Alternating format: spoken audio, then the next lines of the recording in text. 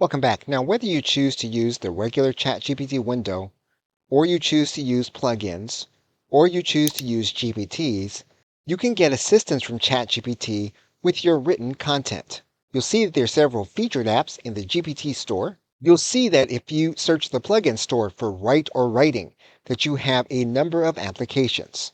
Now, one of the easiest ways to create content that is specific is first to make sure that your custom instructions are set for your context, and then to ask ChatGPT with a plain language query what kind of content that you want. Once you have your content, you can scroll down to the bottom of the post.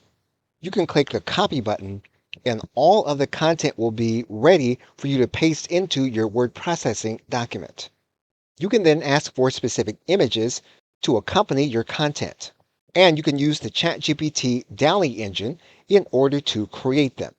And what will happen is that ChatGPT will begin to attempt to accommodate you on your request, and you'll see the images created according to its perception of what it is that you have asked for.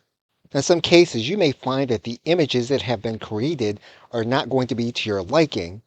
And if that's the case, there is another engine that's not on ChatGPT that you can use to create effective images. That platform is called Midjourney, and you can use it in order to create photorealistic images as well as images for any occasion.